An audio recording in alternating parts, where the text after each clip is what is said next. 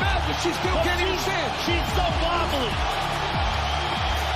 Sean Whaley is furious. She's upset. But 100%.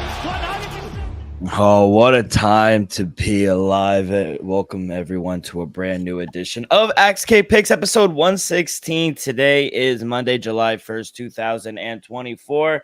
As always, I'm your host, D-Rock, and joining me from the great state of South Carolina, Joey D. Joe, how's it going, kid? Doing good, man. I messed up my knee a little bit. I don't know. Maybe it was so excited from what happened yesterday, but I guess I could have contained myself and wound up banging myself up. Coach, I'm out for the season. Out for the season, but yeah, it was. I think the main event kind of saved it. Not kind of a lackluster main card, but overall, very exciting UFC 303. I thought the prelims was really good. PFL was great in Sioux Falls, South Dakota. A lot of knockouts there.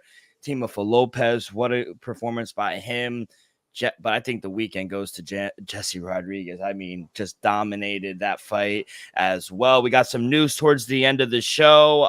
But Joe, let's start like we always do. In the main event, Alex Pereira defeats Jiri Prochazka by a high kick in the second round, 13 seconds into the second round. And just, I mean, what a fucking guy this guy is. You know, that was only his 13th MMA fight. He had a whole career before the UFC. That was his 9th UFC fight.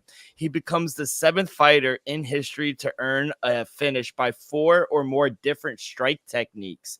He joins GSP, Jeremy Stevens, Anthony Smith, Dan Hooker, Alistair Overeem, and Johnny Walker. I mean, he's the first heavyweight since John Jones to have 2 consecutive title defenses in a row. Kid, he might be fighter of the year already, and we're just in July. Yeah, absolute truth to that, man. That was amazing to watch, dude. You know, in that first round, it was hard to figure out one another, it seemed. He landed that left hook at the last minute. The bell rang, boom, his bell rung. He rung his bell. Yeah, it was a really good performance by Alex Pereira again, man. I mean, he's defying all the odds, you know. I know I saw Magomed Ankalaev said he wants to fight him next. I mean, that's something that, you know, he could stay around light heavyweight and defend his belt a little bit before, you know, moving up, if even possible, moving up to heavyweight. I know a lot of people immediately called for, oh, let's have Alex Pereira fight John Jones for the greatest of all time. So I don't know if we're there just yet. Yeah. I mean, they could. Let's say, they set up the fight between John Jones and Stipe Miocic, and Stipe pulls out. You know who they're gonna call? They're gonna call Alex Pereira to step in on short notice. That'd be pretty crazy to see. Yeah, I mean, what a first round. I thought they were kind of figuring each other out, and I honestly don't think Jiri he recovered fully after that knockdown late to end the first round, and then 13 seconds. They said Pino Cruz, he said, we've noticed something when Alex faints or like kind of the reaction, he kind of ducks his head a little, and they said just throw a high kick, and that's exactly how he put him out. All those lead leg like switch kick, leg kicks added up, and even when he threw it from the rear side, from the power side, that was mounting on the leg, seeing how, I think there was something on the social media rounds about Pereira being able to see how Prochazka was, checking those leg kicks behind the scenes. So he just, switched it up after those leg kicks amounted and started wobbling and hurting the legs of Prochazka, bro. He just switch kicked, head kick, boom. And that's all she wrote. It was, stuff of magic. Honestly, talk about magic this weekend. It really it's crazy because no matter if he was in conventional southpaw, it didn't matter. Those switch kicks were adding up on Jiri, and he was checking some of them, but they were getting hold to him. Next week he turns 37. He wants to fight one more time. It kind of looks like he broke his toe or popped it out. He popped it back in, it looked like, after the fight. He said he wants to return maybe November, December, one more time. I don't know. I think he deserves a break after stepping in on 300, stepping in on 2 weeks' notice here. Real quick, though, I thought it was an awful stoppage by Herb. I mean, he literally went the whole other way. Back-to-back before Mark Goddard, too early. Now Herb Dean, too late. I mean, can't we get it right? I don't know. I mean, he was out after the head kick, and then he ran the opposite way around him, and he took like at least 4 or 5 other unnecessary shots. He's been involved too much, so I think his hesitancy on touching the athletes have come into play. Yeah. Yeah, he sometimes touched someone and they stopped, and it's like I didn't finish the fight. I didn't call the fight, and they're like, "What do you mean? You grabbed me?" You know, like come on. So I think it's just precedent with Herb Dean, and I guess if he dies, he dies. Yeah, I think moving forward for Alex Pereira, I know eventually it is in his plan to go up to heavyweight, but I don't know just yet. I know Dana White after 303 said, we know that he wants to do that. We don't know if now is the time. I think like you said, Magomed. What do you think his weight was for fight day? I know it was 2 weeks, so probably like maybe not. You think so? I mean, I bet you some nights if he really had to cut, he might be able to get back up to like 240 pounds. I think. But the weight limit is 265, right? Oh yeah, but I'm saying like him cutting from 205 for this main event. What he probably weighed in for the 2-week notice. I bet you he probably was like closer to 225, 230. Yeah, so I think he walks around probably like 230. Yeah, I'm thinking he could maybe at times weigh as much as 240, and that's I think he's a big boy. Like I said, they're going to be guys that are cutting to 265 if he goes to heavyweight. John's not one of them, and he's kind of much more that cruiserweight, like right in between the two, the light heavyweight and the heavyweight division. Moving forward, Magomed Ankalaev next, maybe October, November. If all goes according to plan, like I said, if they're looking for that November date and they maybe set it up as you get John Jones to headline and then co-main. Main event. You got to set up a whole card on December for him, but you're right. Like you said, if John Jones has the fight for Miocic in November, if one of them backs out, maybe you apply Alex Pereira. Yeah, I think he has at least 1 or 2 more fights in the light heavyweight division, but I do think it is in the near future he does go up to heavyweight. Barring what happens with Curtis Blades and Tom Aspinall, of course. 100%. I don't even think John Jones sticks around to even fight a guy like Alex Pereira. It might have to be Tom or Curtis. and honestly, just like how Yuri came in and not Yuri, Alex Pereira came in and had one fight before getting a title shot at light heavyweight. I think that's the case for the heavyweight. Fight a guy like Sergey Spivak, maybe Alexander Volkov, or I know Cyril Gane is probably they're going to save him for the Paris card in September. So probably not him, but he states his case to just go for double champ status if he defends his belt a couple more times. Yeah, 100%. And moving forward with Yuri Prochazka, I feel bad for him, man. I really do. One of my favorite fighters, like I mentioned. He's all right, thankfully, now. He made a video, and I think he was kind of brutally honest with himself. He said, you know what, I need to evolve as a fighter. This is not just the first time. Like, he knocks everyone out, but he just cannot get past Alex Pereira. And don't feel bad. A lot of people can't solve that puzzle right now. He said either I have to evolve as a fighter or this is it for me. So kind of maybe a little harsh 24 hours after the fight. Yeah, emotions are high, and I think maybe we spoke about it before. Maybe reinventing himself is going down to the middleweight division where I think he can make weight. And I think he would just inject some life into that division. Not that division is lacking any. It's looking great. But, man, Yuri Prochazka at 185, man, sign me up. I think it would just be lightning in a bottle if he can make that weight. Yeah, 100%. I think that would be really fucking cool. But, yeah, I mean, overall, can he make a case now? I know 9 fights into the UFC. That's crazy. Unprecedented. Can he make a legitimate argument for number 1 pound for pound? Right now, he's number 4 behind Leon Edwards, John Jones, and number 1 is Islam Makhachev. Man, I mean, maybe just moving up a spot over Leon. I hate to do that, So you agree with what Dana White said? Basically, John Jones is the best, if not him, Islam.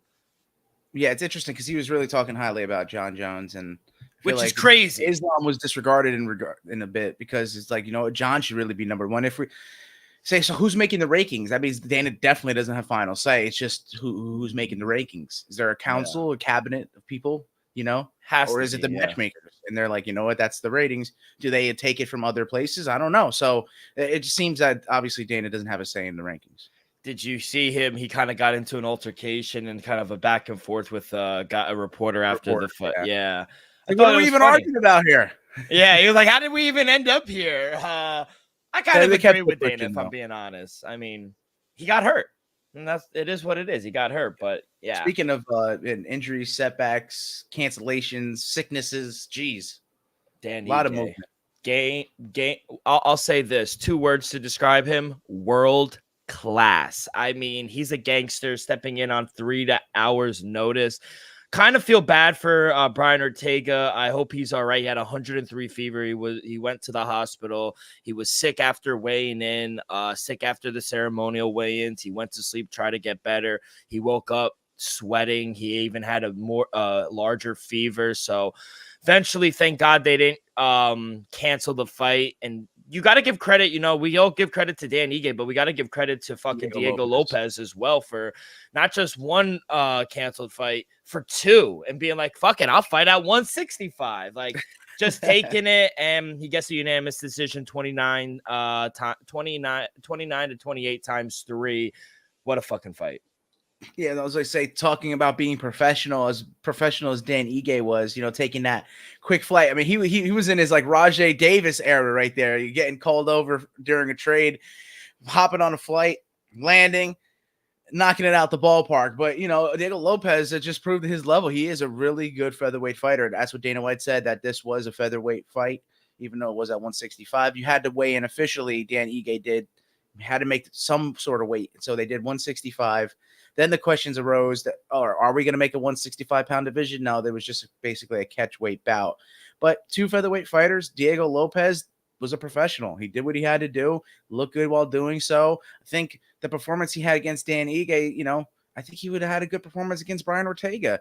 And he would have even had some, against the replacement after. So, man, Diego Lopez, the sky's the limit for the kid. I can't speak highly about him enough.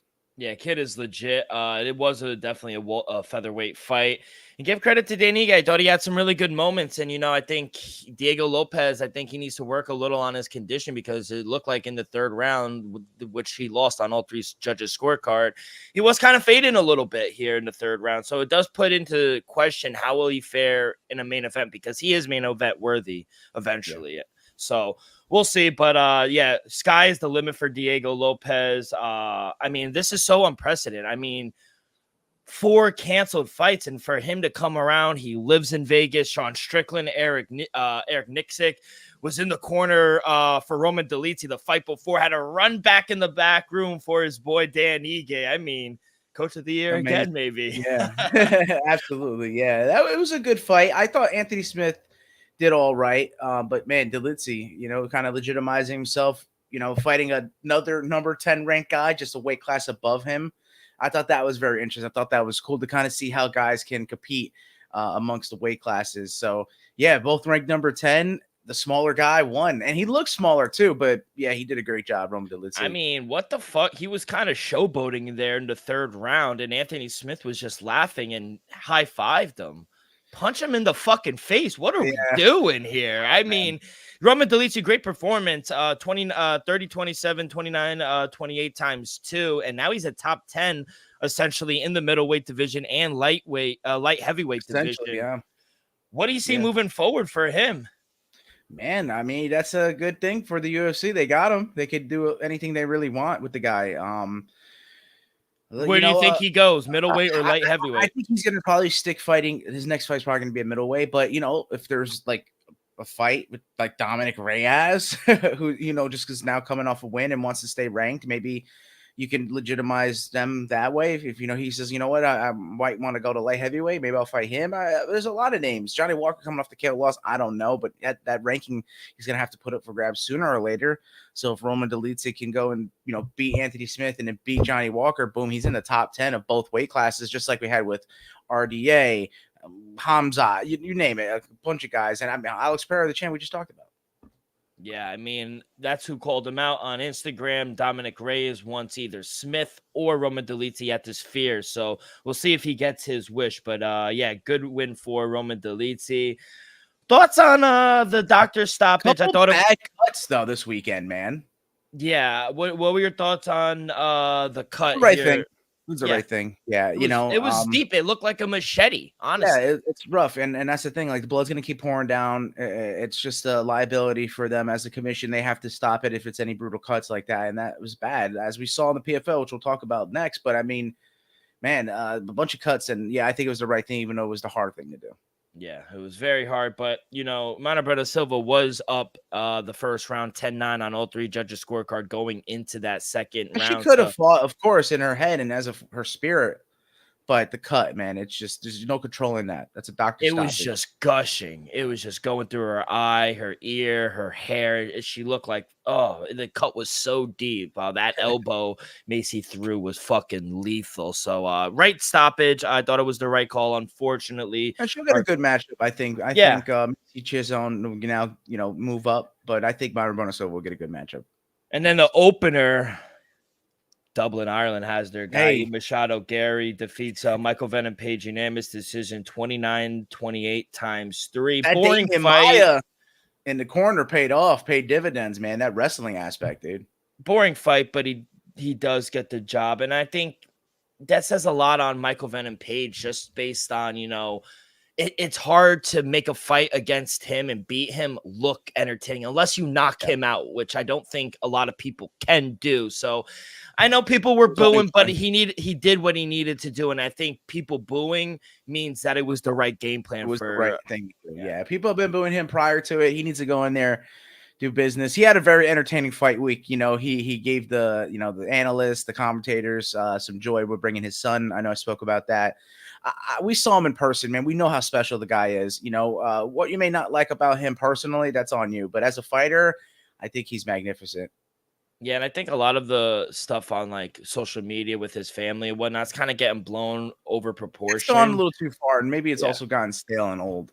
100%. And I thought his son was like the highlight of the week. Yeah, exactly. Yeah, and he should have got a performance. It was good sportsmanship. These guys went in there and they did the second round though. MVP looked good. It looked like there were some exploitations in Ian's game, but that might be like you said, only because what MVP is capable of with the points fighting, the stance, speed. There's not going to be many guys that are going to do something like MVP. But going forward, man.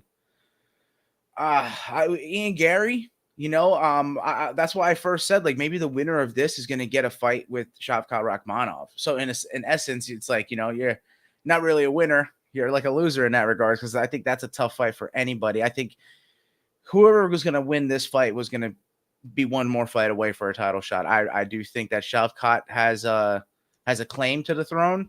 Whoever comes out of Belal and Leon in Manchester next month, but yeah, these guys are right here. And I think MVP stock didn't really go too down. I think that puzzle still needs to be solved. And Dana White's going to throw guys at him to try to do so. And if MVP keeps on winning outside of this fight, and he'll have the last laugh, because remember when we were talking about it, he even has said it. If I was fighting Ian Gary, which we know he's legit, but if he was fighting Ian Gary outside of the organization, they would have thought he was a can. Who was MVP fighting? What are these names? And I get that in terms of name. Fighting the guys he's fought, maybe the namesake hasn't been there, but they've been tough. He's had a lot of competition, and I mean, he's here to stay. I think he'll be with the UFC for a couple of years until I think he retires. Yeah, the whole week, basically, Ian Gary was saying, he thinks he's better than me everywhere. I'm going to show him that I'm better everywhere. But it looked like on the feet, it looked like Michael Venom Page was the faster, more cleaner striker, especially in that second round. And I think it was 1-1 going into the third round. And Ian Machado Gary realized, okay, I'm not going to stand in fucking front of this guy and trade and bang. I'm going to grapple. And Damon Maia, I mean, one of the best ever. I thought he actually could have choked him out in the first round, too. I mean, what a story that would have been, too. The rear naked choke on the floor was very deep. But credit Michael Venom Page for getting out of that. Slippery, but yeah. Man. It was a good fight, kind of boring in a sense. Next, he did call out Shavkat. I love Shavkat's response. He goes, "You must have forgot how our sparring sessions went then." So I actually hate that fight, if I'm being honest. I don't want him to fight Shavkat. I love him and JDM. I want Jack Dada Maddalena and that's a sleeper right there. We keep dissing Giacomo, I feel like. Not really dissing him, but like kind of just like forgetting. Overlooking him. Yeah, overlooking that he's right there. and might be the most talented boxer. We have yet to see. That's a good. I think you're right. I think that's a good fight to make for the two of them. Yeah, if you want to give Shavkat the title next, I mean, he's looked so good. I really have pause to think that Shavkat deserves a title shot after Bilal. But dang, JDM versus Ian Machado Gary, that's a fight. Barn burner. Yeah, I think it's those three. It's Shavkat, JDM, and Ian Machado Gary. And yeah, maybe you could throw Kamaru Usman's name up there. I know he bounced around. Last fight was that middleweight. The sport's so cool, man. Like you see, like you were watching these guys and their rise. Like, you know, Conor during his time and his rise was so entertaining. And I mean, we're in the middle of so many different guys in the middle of their rise. And right now we see it in full swing. Like once again, the main event, Alex Pereira, his rise. So it's just it's a beautiful sight to see. Speaking about another rise. Well, hold up. I'm not done. I don't want them to fight each other. That's my thing, because we're going to get into a certain part where it kind of was Colby Covington, Jorge Masvidal, Kamaru Usman. That's where it kept going from. They just were fighting each other over and over. And I think that's what the problem we're going to get with Shavkat, JDM, and Ian Machado Gary. But eventually they're going to have to fight each other. So I think it might be JDM. He has a good win over Gilbert Burns. Colby Covington's still there. I hate that Dana White came out and said, you know, he didn't reject the fight against Ian Machado Gary, which I don't know if I believe that, if I'm being honest. But yeah, I don't know. I think the next fight is either JDM, because I think Shavkat winds up staying and waiting for a title shot. He doesn't need to fight. He doesn't need to fight anymore. I think he gets the winner of Leon and Bilal. So I don't know what Kamaru does. Maybe Kamaru Usman versus Shavkat. I think that's a fucking barn burner in Abu Dhabi. I don't know. I think Kamaru Usman, man. Do you think he's tired of cutting weight? No, because he has I know he's on a podcast now with Henry Cejudo, and he was saying that there's rumblings that he might fight in Abu Dhabi against Shavkat. So I think he's bouncing around. I mean, if there's a opportunity for him to have a number one contender fight to get the title back, I think he's gonna make. Well, the UFC could do him a favor because he did them a favor, not only by being the champ, but stepping on short notice against Hamzat. Yeah. I think they have to do right by him. But nonetheless, Ian Machado Gary, now the longest active welterweight win streak with 8 consecutive wins. He's 13-0. He has 8 consecutive wins, tied with Leon Edwards, the champ. Number 2 is GSP. Do you know who has the longest UFC welterweight win streak? Oh, so GSP is 2? Yes, with 12 wins in a row. And who's number 1? Most wins. I feel like it's not going to be that obvious because you would say like Matt Hughes, but I don't think that's him. No, it's not. And then it'd be like Pat Miletich. No, nowhere close. Like, my boy, no, it's not. I already know it's not him. No, I have it. I can get it. Go ahead. Now tell me. Kamaru Usman, 15 fights in a row at welterweight division. No, you were going back in the day. That's why I was like, I don't even know you're gonna say. I was gonna say Murillo Bustamante. Yeah. Yeah, no. Let's go to the prelims. I mean, I know Joe Pyfer is back, but I think we have to start with Peyton Talbot. I mean, 19 seconds. They need to strap a rocket to this kid and get him anything he wants. He's a star in the fucking making. Bro, that was insane. Like seeing that, I was not ready for it either. And then boom, he was just out. So yeah, Peyton Talbot. What's with the stoppages though? You know what I mean? Like, dude, that after that punch, the fight's over. You know what I mean? Yeah. So he kind of waited and said, should I hit him again? I'm gonna keep beating on him. Like what? And I mean, was that the same with Joe Pyfer's knockout? No, he iced. Yeah, Mark Andre. We called it. DC is tone deaf. I mean, first of all, he didn't even know who the kid was. Then he basically said he needs to work on his promo. No, that's the whole thing. This is Peyton Talbot. He shouldn't be anything different. This is Peyton Talbot. I thought it was great. He had a great call out. He did the dance. He had great promo. What do you mean? He's a superstar already, this kid. He goes, oh, the kid's legit, but he needs to work on his microphone skills. No, I think that's a great call out, Adrian Yanez, which I do think they'll give it to him. And I think you don't need to make him into anything he doesn't want to be. That is Peyton Talbot. That's why he resonates so much with people. People love this guy. So I thought it was kind of fucking tone deaf. I couldn't have disagreed more with I disagree DC with that there. point. Yeah, that was rough. But for the most part, DC had a good weekend. It was fun seeing him dress up as Pereira and, do the whole dance. And DC is a gem still, man. I got to say. What a knockout by Jan Silva. I mean, defeating Charles O'Dare. That uppercut was nasty in the second round. He was emotional afterwards. I got a bad taste in my mouth because of the weight miss, as does Air Jordan. And I also got He apologized. I know. And it wasn't his first time missing weight. But at the end of the day, he might have to move up if he misses again. Yeah. But overall, I thought it was a really good fight. Besides all the decisions that we saw throughout the night, man, we called it. Fight of the night, Andre Touchy-Feely and Killer Cub Swanson. Yeah, and I thought Swabson got robbed. And it's funny though he got back because they thought he robbed Dawadu last time. Yeah, 28. I thought he won rounds 2 and 3. I thought he. Hey, I told you it was going to be their time for the loss and a time for a win. It exactly happened that way. Yeah, I kind of feel bad for Cub Swanson, if I'm being honest. I thought he did more. I thought he had the more impactful punches, and he was moving the pace and dictating the pace, unlike Andre Feely. But neither here or there. We did call it. It was the fight of the night. It went under the radar. Besides the retirement of Michelle Waterson Gomez, did you hear Dana say that Andre Arlovsky, that was his last fight as well? Yeah. We'll get to that. We'll get to that. You're moving too quick for me right now, kid. Joe Pyfer, he is back. First round knockout, minute 25 seconds. And Marc-Andre Barrett, I mean, once he felt that power, it was lights out for our guy from Canada. Anything there? Yeah, we talked about it. I did not talk about it. Continue. Any thoughts on it? Well, yeah, no, he iced him. Yeah, he iced him out, hit him that second time. So, yeah, he didn't have to follow up any shots, even though it did look like the referee wasn't going to, jump in yet again. Going to just let him continue to take punishment.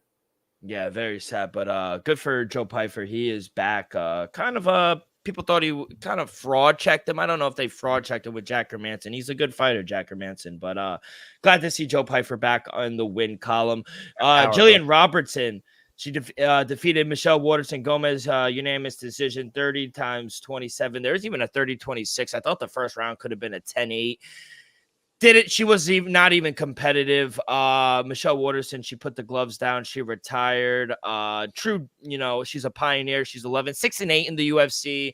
She got a kind of a memorial kind of video afterwards, which I thought was kind of weird, if I'm being honest. Like they were ready for her. Did she say to them that this was her last fight? She might have. She had to have been, because how does she get a video? And they don't do that a lot. And no, they didn't even do it for Andre Arlovsky. And he's a heavyweight champion. But Jillian Robertson is an example of the game surpassing Karate Hottie. She was a pioneer of women's MMA. But, man, the sport has evolved past her skill set. And, she deserves her flowers. She did a lot for the sport. I think, never became UFC champ, but, Invicta champ. She kind of ran that promotion for a while. And, she was a great watch. So it was a great career for Michelle Waterson Gomez, the Karate 100%. Hottie. We talk about Andre Arlovsky. I thought he won the fight, if I'm being honest. I actually had at least the first and third round for Arlovsky. Yeah, Martin Buti winded up winning a split decision, which I don't know. I just thought he did enough. Either way, yeah, I do think that Budai got away with one, but that's it. I mean, Dana White said it very well. Was Andre Arlovsky's last fight in the UFC? It definitely was. Retirement, or he's just done with his contract. I don't know. Did you see? Yeah. He said it was his final fight on his contract. He will not be resigning with the promotion, but PFL. Yeah, he is still planning on fighting somewhere else. There he said. So not the end of Andre Arlovsky. Times a year for the PFL season. We'll see him at the heavyweights. My boy, Ri Sasuara. Is that how you pronounce it? Yeah, Suyora. What he was dominant though against Carlos Hernandez. Unanimous decision, 29. He gassed a little bit. Carlos Hernandez wound up on top. he found himself in dominant positions, and Ratsar couldn't really, get him off. So Yeah. he's got to work on the gas tank a little bit, and he'll be better suited for it. Ricky Simone, I thought he was not competitive at all. I scored at 30-27. He's just durable, man. He was tough to take that punishment from Oliveira, and he looks good, man. Now, all the different capoeira stuff, styles, spinning stuff, and just the disdain. I think that was the key word that Joe Rogan used, is the disdain that Vinny Oliveira had for Ricky Simone. Yeah, but overall, I thought it was an okay card. I thought the early prelims were much better than the main card. I thought the main event kind of saved it all because it kind of was lackluster and a little boring, if I'm being honest. But overall, really good night. The Diego Lopez tickets winded up being voided out, and they gave us our money back for obvious reasons. But overall, 5-2 on the night. Very good night in the UFC. How did you do, kid? Damn, not the best that I would have thought. I thought I was going to be on track for most of these wins. Got some, kind of projected right, just didn't go right in terms of the betting. So I went 500, 6-6. Okay. 500 is better than under 500. I'll say that. But yeah, very good UFC 303. And now we're on the road to Denver, taking the week off. And then we will be in Denver. What a fucking fight on Friday, in Sioux Falls, though. That knee from Brandon Loughnane, I mean, that cut was fucking lethal, kid. What you think of the main event? Yeah, it was good. It was entertaining. I think it would have went the distance. So I would have hit, and not you. You actually are the one to be a sharp for PFL 6 in the PFL regular season. I think we're on to the playoffs from here on out, are we not? Yeah, Brendan, he winds up advancing. I think he gets the number 1 seed. No more regular season cards left. Yeah, this is now the playoffs. Yeah, now we are into the playoffs. In the co-main event, Logan Storley defeated Luka Polska. Unanimous decision. Good call. You hit that right. Yeah. I thought he would get it done inside, but man. Regardless, Logan Storley is eliminated. He did not make the playoffs because, he didn't get the finish and whatnot. But Magomed Umatov, I mean, holy shit. I mean, defending takedowns for the fucking first round and then coming out and then just knocking him out. I mean, or submitting him in the first round. He had a mercy kill with Brendan Ward because Brendan Ward's been knocked out for the past 10 years. I was talking about the other fight. My bad. But yeah. Gabriel Braga? Yeah. And then Bobby Jenkins' arm. Brandon Ward, he winds up retiring from MMA after the fight as well. So a lot of retirements this weekend. Surprising. Yeah. Yeah, kind of surprising as well. Gabriel Braga, like you mentioned, defeated Bubba Jenkins. Kind of fucked up. I mean, Bubba Jenkins was going for a takedown. Something popped out or his shoulder.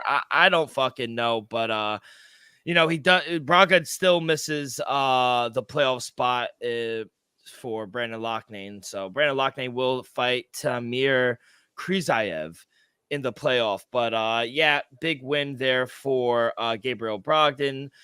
What else? Lorenz Larkin had that knockout, and so did Shamil Musayev. Those were the knockout finishes for PFL that we actually both got right. That's who I was talking about. Shamil Musayev, basically stuffing takedowns for the whole first round, and then gets the knockout in the second round. I mean, his power was intense. 18-0 now. Ooh. Yeah, insane. This dude's definitely on the rise. He's definitely in the playoffs, and he could be a champion. We got to see, man. Yeah, overall, really good night in Sioux Falls as we well. We're on the right side of a lot. Yeah, so 2-0 on that. And then boxing, we had a really good night in boxing as well. Timofo Lopez defeated Steve Claggett by unanimous decision to defend his WBO super lightweight title. Easy work as expected, Timofo, he said after the fight, he plans to move up to welterweight and attempt to become a three-weight world champion following his win. Bob Urum said earlier this week that Timofo Lopez versus Brian Norman Jr. could happen next for the WBO world title, but it didn't seem like Timofo Lopez wanted that because he winded up calling out Isaac Pitbull Cruz for a WBA, WBO super lightweight world title unification following his win. Where do you see this? Where do you see Timofo Lopez going next? Man, I promise he might just wait for, like Vasily Lomachenko taking on whoever in that division, right? Where we're supposed to get something coming out of that. Was it Tank Davis and Vasily Lomachenko? Yeah. So maybe and then probably Shakur Stevenson though. God, yeah. Well, I mean, the timing of it all could wind up being earlier than the other. So, I mean, any of those guys that makes the most sense. Yeah, I mean, it looks like either he's going to go and fight, like he called out Isaiah Cruz or Brian Norman Jr. It doesn't even look like he wants to fight any of those top guys. So we'll see. But great win for Teofimo Lopez. But like I said, I think the night goes to Jesse Bam Rodriguez. Wow. He defeated Juan Estrada after 5 rounds. He did get knocked down in the start of the 6th, but he came back in round 7, winds up knocking out Juan Estrada to win the WBC super flyweight world title. Incredible performance. Like I said, despite being knocked down, to demolish a modern great sensational fighter, you know, boxing's youngest world champion, Jesse Bam Rodriguez show is a superstar. I told you, you know, people were questioning me about him being in the top 10 pound for pound of my rankings. That if that didn't improve him, then I don't know what will. No, he's definitely in the top 10 pound for pound. He has to be. Juan Estrada does have a rematch clause in that fight. He's declared that he does intend to activate it after the loss last night. So we'll probably see them run it back. But, you know, a lot of people after the fight, they asked him about, because everyone probably wants to see Jesse fight Inoue. Quote, this is what Jesse said after the fight. Quote, I know people want that fight, but let's be real. Right now, it's a fantasy fight. I've got a lot of work to do to go up. He's at 122. I'm at 115. I've got business to handle in my weight class first. He said he wants the winner after the rematch. He said he wants the winner of Katsuro Aka versus Fernando Martinez, and they'll be fighting this weekend, July 7th. So after that rematch, do you ever see them, or do you see Jesse going up and ever getting that fantasy match between Inoue? I thought he would have to go back down, to go further down. No, Jesse fights at 115, Inoue's at 122. Okay, so I mean, yeah, it's possible. But to be honest with you, might be hard, man. Inoue could also move up, make it that much harder for them to meet. You know what I mean? That's probably the next step for him as well. So it's possible, but it would have to happen sooner than later. And I don't know if that's what they want to go with both fighters' careers. At the age of just 24, Jesse Rodriguez defeated Juan Estrada, defeated Sonny Edwards, defeated Carlo Coraza, defeated Rugasev. He's claimed the WBC super flyweight, the IBF flyweight, the WBO flyweight, and he's a 2-time WBC super flyweight champion. What this man has accomplished at the age of 24, if he's not in your top 10 pound for pound rankings, I don't know. Cool. Yeah, I don't know if you're watching boxing, kid, but can you just speak on like his rise and what he's been able to accomplish at such a young age? Yeah, as we see with, like, you know, we talked about the controversy with Usyk vacating the IBF belt and JJ and Dubois being able to get it. That's what we were looking for as boxing fans. We're looking for, you know, the fighters to be able to unify the entirety of the, you know, these sanctioning bodies, these, you know, we want to see the champ. And that's what he did. Jesse Bam Rodriguez did that in the lower weight classes. He unified the entire weight class, won all the belts there. And he said that I'm so good that I'm going to move up and do the same there. And that's what he's on his way of doing. He just knocked out Juan Francisco Estrada. Yeah, it's very possible that he can clear out the division, do it again, and then move up. We just hope that, you know, if Inoue is there, that he stays there ready to defend his way. And that would be a super fight of all super fights. Oh my God, it'd be fucking amazing. I think that's what eventually we all want to see down the road. That would legitimize both of these guys. I think that's the argument is, you know, maybe the strength of schedule. Yeah. You know, that maybe the level they're arguing is not entirely there as compared to some of the higher weights. But these fighters are so talented, and if they get to fight one another, it'll definitely prove the level that they are truly at. Sonny Edwards also had a good weekend. He beats Andre Carrillo by technical decision as the fight was stopped after 8 rounds due to a huge cut to Edwards. Classy win. What happened? Oh yeah, all these cuts. Yeah. You know, it was a big win, you know, for him after his defeat. He did lose to Jesse Rodriguez, like I said. So Sonny Edwards coming back and getting a much-needed win. You know, after losing to Jesse Rodriguez, you need to get back onto the win column, and I thought he did that really well. So, yeah, credit to Sonny Edwards. He had a good weekend as well. So, Yeah, very entertaining week here in Combat Sports, Kid. Before we get to some news and notes, let me tell you guys about our sponsor. We are brought to you each and every episode by Viva Tequila Seltzer, the most refreshing hard seltzer on the market, hands down. Is no wonder why Viva was voted #1 hard seltzer in the world by San Francisco World Spirit Competition, with only 88 calories, 0 carbs, 0 sugar, and a light 4.5 ABV. Viva is the perfect drink for your post-game celebration, as it was created with that active lifestyle in mind. We flavor tequila seltzer because flavor is the spice of life, and we like our drinks with just a kick, just like how we like our lives, whether it's playing golf, drinking Huckleberry, or an elderberry watching Nate Diaz and Jorge Masvidal. It doesn't matter. Our favorites pair perfectly with the Artisanal Blanco tequila for that subtle and refreshing drink. Our belief here at Axe Kick Picks and at Viva is to live long, live well, and live it up. All right, little notes and bits and bots before we get out of here. UFC, I was talking about UFC Paris going down September 28th. UFC is working on a lightweight match between BSD and Money Moicano for UFC 28. I think that's a banger of a fight. Contracts have not been signed, but verbal agreement on both. Do you like this fight? Yeah, absolutely. That sounds agreeable for both parties. I don't see why I wouldn't. Yeah, I think it's a good fight as well. Who do you favorite here? I'm sorry. Say it again. Who do you favor, BSD or Moicano?